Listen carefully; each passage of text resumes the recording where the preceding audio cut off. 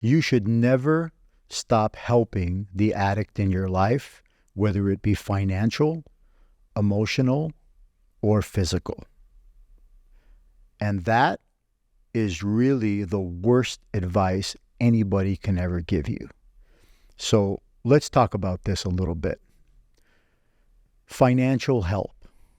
And we have to really look at the word help. When you help an addict out of a financial crisis or a housing crisis or a physical crisis, in your mind, you're doing what you think is best for them because you love them and you want them to be safe. But we have to look at the results of this help because we do call it help. But if you look up the word help in the dictionary, it would be an act to benefit someone, to propel someone forward. In all the years that you've been helping the addict, and I know parents that have mortgaged their homes, pulled out their 401ks, sold their cars, sold their jewelry, sold rental property. And the result of that has been that the addict has gotten worse. We have to look at that. You can't pretend that that's not happening. Just because you don't have another answer, it doesn't make that one the correct answer, because it's not. Because if you just look at the results of what you call help, they're devastating.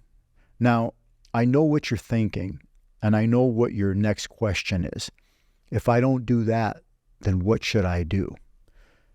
It's a valid question, and I don't think you're going to like the answer very much, because it is going to take you out of the equation, and you're no longer going to be a player on the field. You're going to be a bystander watching the game. Most of the time, you're better off doing nothing than doing what you've been doing. Now, doing nothing for someone like you is extremely difficult because you've been so geared up to jump into the game anytime you get the phone call, right? Mom, Dad, honey, I'm stuck. I don't have any money. I don't have any food. I'm in jail.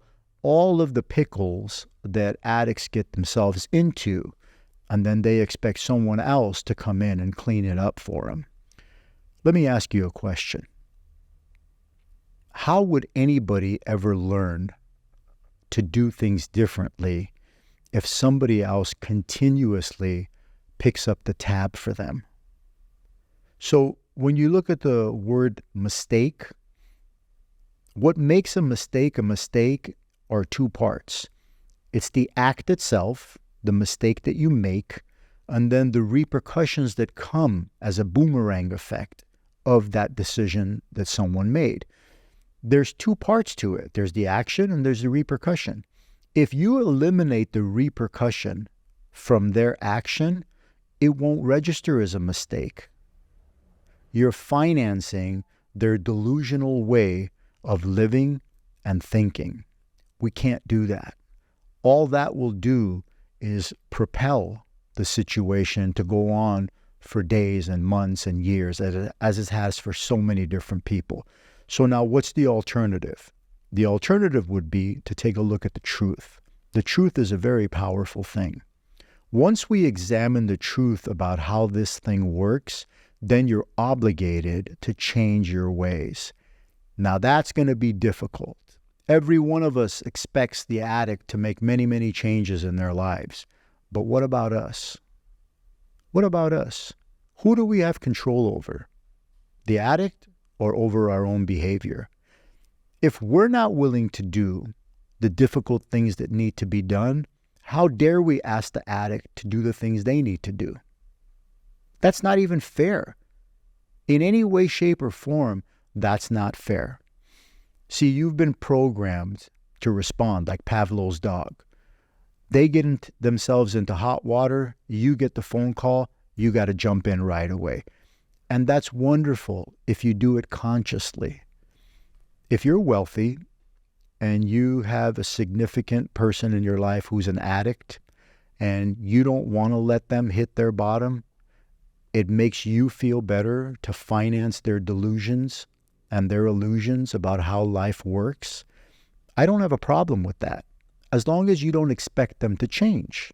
If you're okay with giving them money just to get them out of jam after jam after jam because you have that kind of money and you can't sleep at night because they're in the street, that's fine with me. But don't expect anything to change other than the fact that it's going to get worse. Addiction doesn't cure itself. It just doesn't. So unless you're willing to make some changes, I think it's very hypocritical of you to expect the addict to make changes. See, there's an old saying that goes like this. Once you and I sit down and chop it up and come out with the truth of how things really are, once you have that understanding, then the responsibility is on you.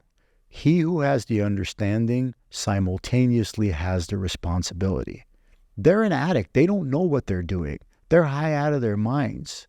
They're going to do what they need to do to get what they need to get. And they're going to drive over anyone they need to. Mother, father, child, spouse, grandparents, it doesn't matter. They're out of control. They need to do what they need to do to get what they need to get. But you're not on drugs. You have a mind. You're intelligent. Now, you might be lost a little bit, and that's why I do these videos. I do them for you.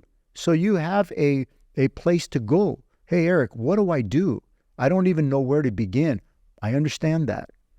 Years of codependency and drug user and supporter, that becomes a very unhealthy relationship. It has become your new normal, but it's not normal. If you're willing to do some work, I can show you how to turn that around and set down some boundaries, not only that will protect you, but also protect the addict. I want you to think about the most expensive child that you have or spouse. Who's the most expensive person in your life? Isn't it that the person that goes out and pretty much does whatever they want, whenever they want, without any thought for anyone else, and then they expect for people to come in and rescue them when things get really uncomfortable? That's not fair. And you're adding to that by supporting that kind of behavior.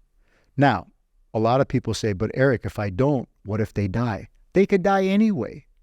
They can die in your bedroom in your house, or they can die on the street. We're looking for odds.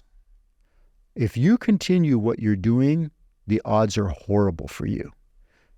If you try what I'm suggesting to try, there's hope. There's a possibility, as slim as it might be. I will take slim over nil. The way you're doing it, there's no hope. The way I'm suggesting that you do it, there's the hope of change. Addicts need to become so uncomfortable and so desperate and so miserable that it forces them to do something they're not willing to do. But if you continue to provide housing and money and car and phone and insurance and clothing and food, there's no incentive for change. You have a big role to play here. At the end of the day, whether they make it or they don't, and a lot of people don't make it, you need to be able to look in the mirror and say, I did everything I could, and it just didn't work out. What you don't want to have to say is look in the mirror and say, there was one way that I never tried. You don't want that. Trust me. So I want you to do me a favor. I want you to sit down and make a list of things that you do for your addict that they should be doing for themselves. Mostly financial. And I want you to make that list, and I want you to ask yourself this question. If this was anyone other than my loved one, would I tolerate this?